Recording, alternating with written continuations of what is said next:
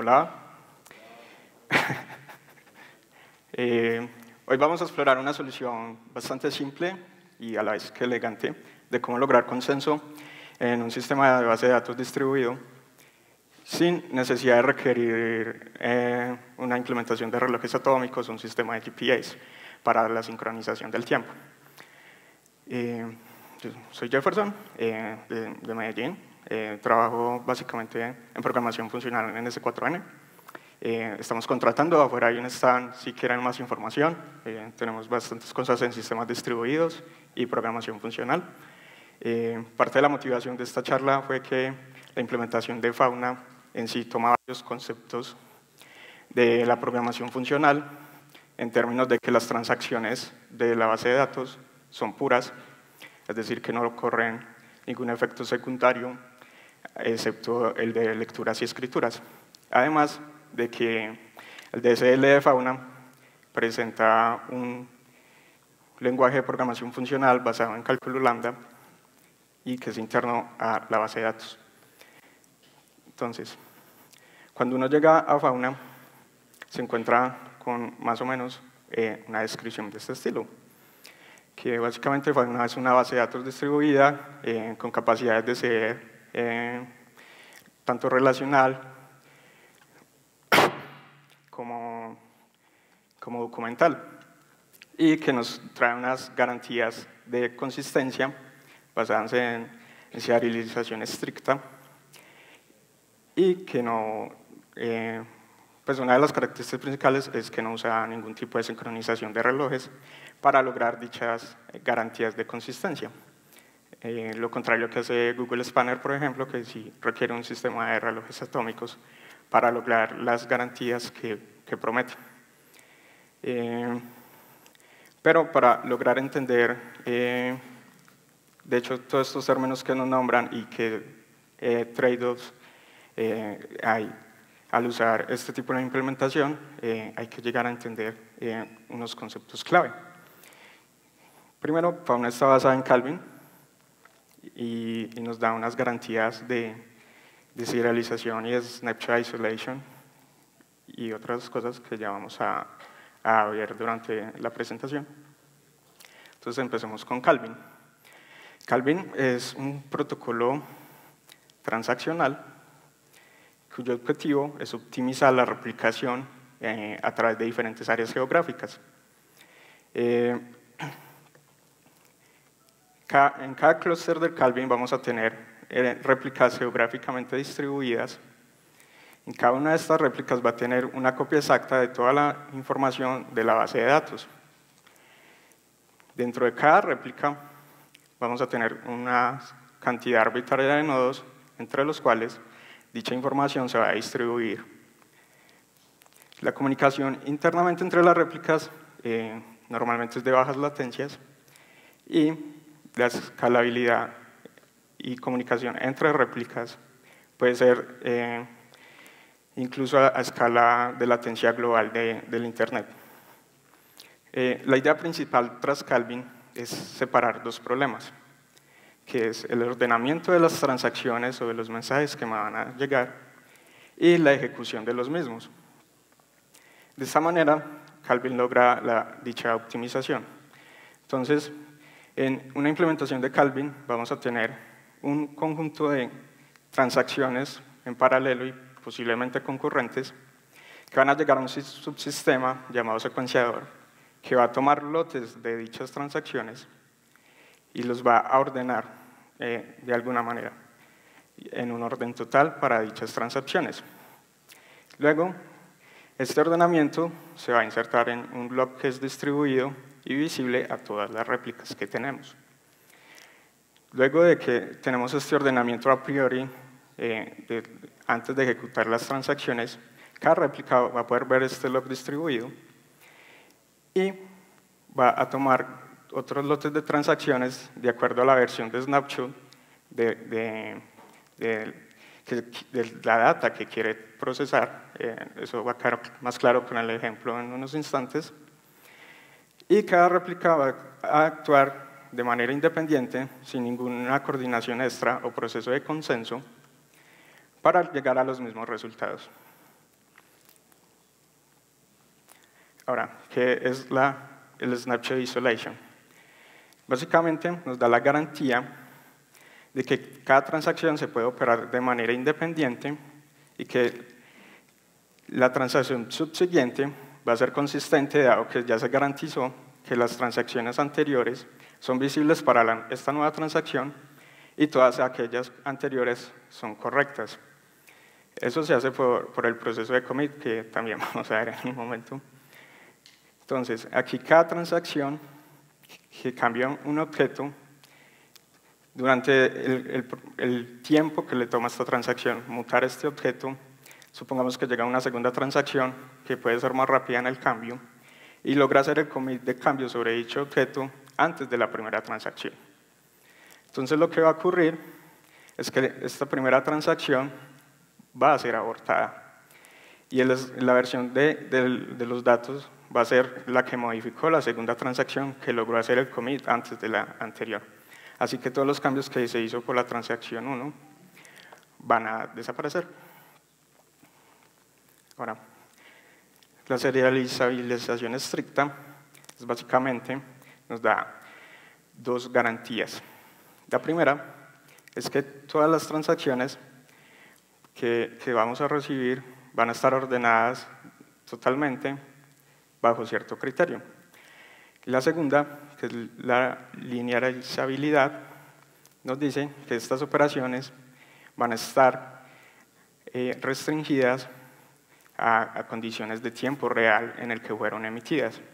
Por tanto, este tipo de serializabilidad es cuando nos llegan todas las transacciones llegan ordenadas y este ordenamiento es igual al ordenamiento en tiempo real en que dichas transacciones fueron creadas. Que esto es básicamente lo que estamos acostumbrados con las bases de datos relacionales típicas, solo que ellas generan un cierto log para lograr este tipo de ordenamiento en situaciones de paralelismo o de concurrencia. Finalmente, la serialización aislada básicamente nos dice que un sistema puede procesar transacciones en paralelo y que el resultado final va a ser equivalente a procesar estas transacciones una tras otra. Ahora, en el título se prometía que Fauna no usa relojes para lograr eso. Sí hay un reloj involucrado en el proceso de consenso, pero no es la parte central del proceso de consenso, sino que solo se usa para determinar la ventana en la cual al log distribuido le voy a crear los lotes de transacciones que voy a procesar. Entonces, primeramente, tenemos en la parte de arriba, la parte verde, sería una representación del log distribuido en el cual las transacciones van a llegar y se van a acumular por lotes. A cada transacción se le va a colocar una estampa de tiempo de cuando esa transacción fue creada. Pero lo que en realidad le interesa al protocolo es el identificador que vemos en verde. Cada transacción va a tener un identificador que es equivalente a su posición relativa dentro de este log. En la parte de abajo tenemos la representación de los posibles snapshots que se pueden tomar de este log. En Fauna se mantienen diferentes versiones de los registros a través de las diferentes transacciones. Por ejemplo, para el cliente 2 tenemos que fue modificado en la transacción 1 y después posteriormente en la transacción 2. Y toda la información histórica de dichas escrituras se van a mantener en este log. De acuerdo a la última versión que haya disponible en el log, para el récord que quiero leer, se decide cuál transacción del log se va a tomar. Y de esta manera, por ejemplo, si quisiera leer el cliente 2, tendría que tomar al menos hasta el snapshot T2, ya que, como la garantía anterior nos decía, las transacciones van a ser visibles para T2, todas las que ocurrieron anteriormente, pero no voy a tener información de lo que hay en las subsiguientes, como T3 y T4. Ahora, en un clúster de fauna, la información se replica de la misma manera que en Calvin, donde cada réplica va a tener toda la información de la base de datos y una cantidad de nodos entre los cuales, cuando la tabla se vuelve, pues tiene una cantidad de datos considerables, se corre un protocolo que va a particionar la data entre los nodos disponibles. Entonces acá tenemos dos tablas que representan un sistema de venta de tickets con unos clientes y unos tickets y la cantidad de tickets disponibles que quedan. Como ven, la tabla de tickets y la de clientes se distribuye entre los nodos 1 y 2, pero ambas réplicas poseen exactamente la misma información. Ahora, para entender la implementación sobre Calvin que hicieron en Fauna, lo vamos a ver con el siguiente ejemplo. Aquí básicamente vamos a tener dos clientes que van a tratar de comprar la misma entrada al mismo tiempo, pero desde regiones geográficas distintas. Por lo cual, las transacciones de dichos clientes van a ser atendidas por diferentes réplicas. Entonces, para la primera réplica ABC, vamos a tener que el cliente con identificador 2 va a intentar comprar el ticket 3. Entonces, el servidor en dicha réplica que reciba el request se va a convertir en el coordinador de la transacción que está solicitando. Entonces, va a tomar una copia de los datos que quiere leer y, de acuerdo a la versión del snapshot que contenga la última versión de ambos registros, que en este caso sería el T4. Lo mismo va a ocurrir en la otra réplica, pero para el cliente 6. Todo esto ocurre de manera independiente entre réplicas, no hay ninguna coordinación ni comunicación entre ellas, y hasta ahora han llegado a la misma conclusión de que snapshot se debía tomar, que contenía la última versión de los registros que queríamos leer. Esto se logra porque el log, que también es distribuido y particionado, esto tiene implicaciones dentro de escenarios de particiones de red, pero este log se garantiza que es visible de la misma manera para todas las réplicas y por eso ellos pueden actuar de manera independiente para leer la información y sin comunicarse con alguna otra réplica llegar a las mismas conclusiones. Ahora, después de que se validara que el cliente tenía suficiente crédito y que la entrada estaba disponible, el coordinador de la transacción procede a crear un buffer con las posibles escrituras o la actualización que va a hacer sobre los registros de la data. En este punto, aún no se ha hecho ningún cambio en las tablas y la información permanece igual. Simplemente se hace un buffer con los cambios que potencialmente vamos a escribir. Y lo mismo sucede en la otra réplica, pero para el otro cliente. Luego, el coordinador de ambas transacciones en ambas réplicas va a estar listo para crear, para empezar el proceso de commit.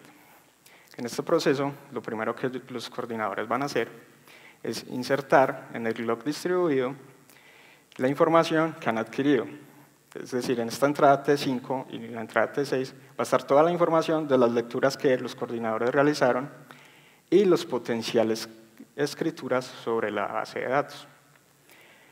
El ordenamiento para estos ingresos al log distribuido, aquí se hace una ronda de consenso entre las réplicas para determinar el orden en el que las entradas van a ingresarse. Esto se logra mediante RAF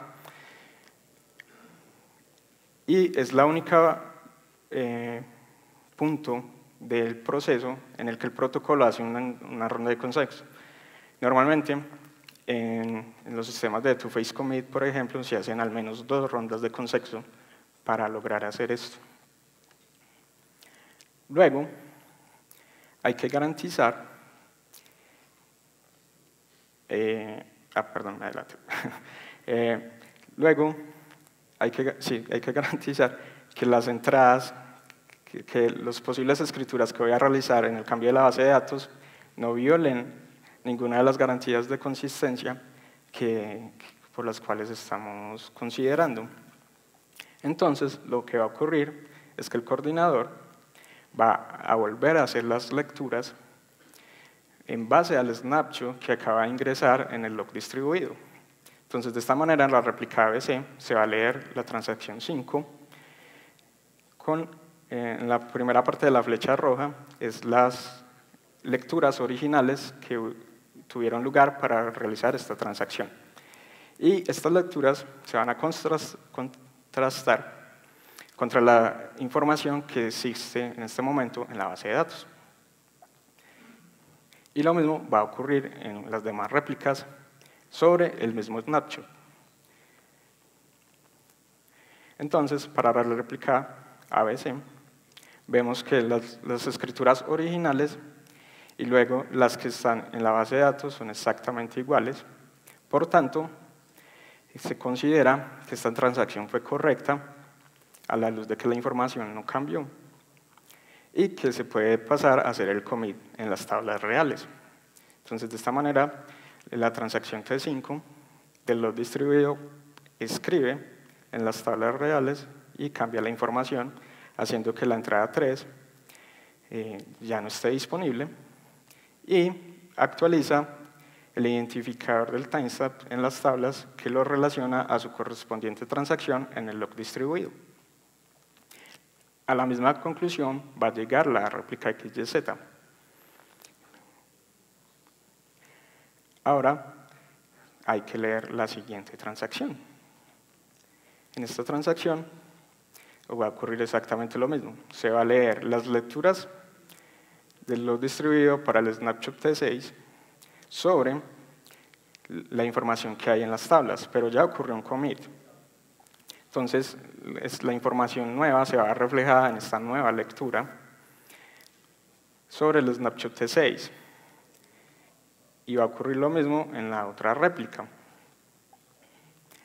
Entonces, ya que la información cambió antes de que se lograra hacer el commit, y para la garantía de Snapshot Isolation, cuando esto ocurre, debemos abortar dicha transacción. Así que estos cambios van a ser revertidos y abortados de log distribuido. De esta manera, esta transacción no va a estar reflejada en la información real que tenemos en las tablas. A la misma conclusión va a llegar cada una de las réplicas cuando lean esta información. De nuevo, esto se logra de manera independiente y sin coordinar entre las diferentes réplicas de la información. Así que al final, el cliente 6 será notificado de que la entrada ya no estaba disponible y la transacción quedará cancelada sin tener ningún efecto en la información real que se persistió en esas tablas. Entonces, cada vez que hay una garantía de consistencia sobre los commits, ya que estos commits van a ser visibles para las transacciones subsecuentes y de esta manera la consistencia que se tuvo en las transacciones anteriores va a poderse garantizar en las subsiguientes. Y eso va a ser para cada réplica sin que estas réplicas tengan comunicación entre ellas. Así que básicamente el resumen del protocolo basado en Calvin es que se hacen las lecturas de la transacción que quiero ejecutar. Estas lecturas se van a consultar en el log distribuido para obtener la última versión de los records que hay allí. Luego, estas lecturas van a ser ingresadas en el buffer del coordinador que está manejando la transacción. Mediante un protocolo de consenso, que es RAF, entre las réplicas van a acordar cómo ingresar las transacciones, en qué orden ingresarlas en el log distribuido. Entonces, en este punto es el único lugar que se hace una ronda de consenso. Las demás implementaciones normalmente se hacen al menos 2 consensos para lograr este comportamiento. Y después se va a hacer otra nueva ronda de lecturas para detectar posibles violaciones de consistencia.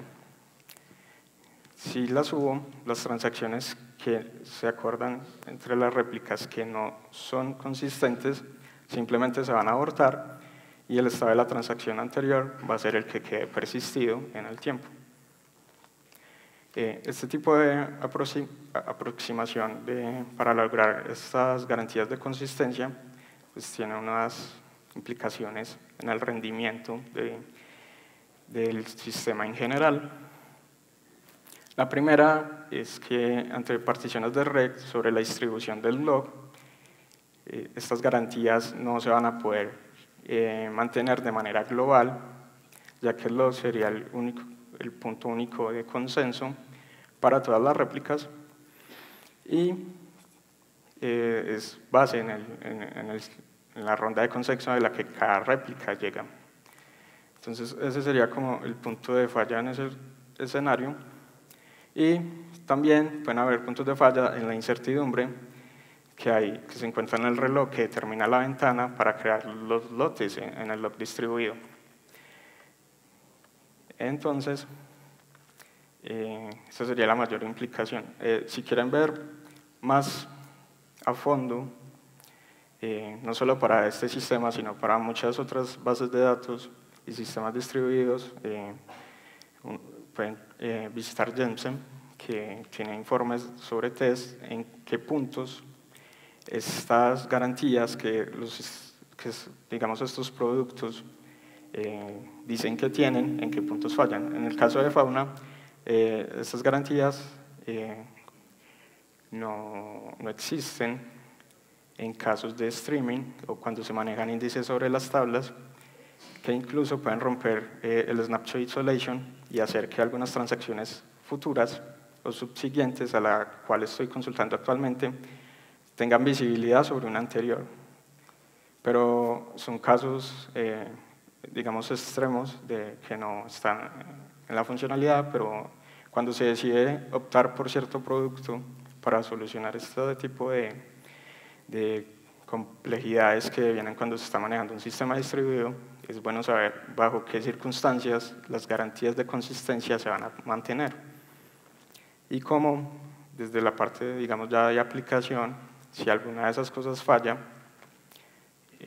los puedo recuperar. Por ejemplo, si estuviéramos usando Cassandra, que es en un modo eventualmente consistente, con este ejemplo hubiéramos tenido la complejidad de que en un punto del tiempo ambos clientes pudieron haber comprado la misma última entrada y se les va a notificar que en efecto la tienen, pero vendimos una sola entrada 2 veces por este problema de consistencia.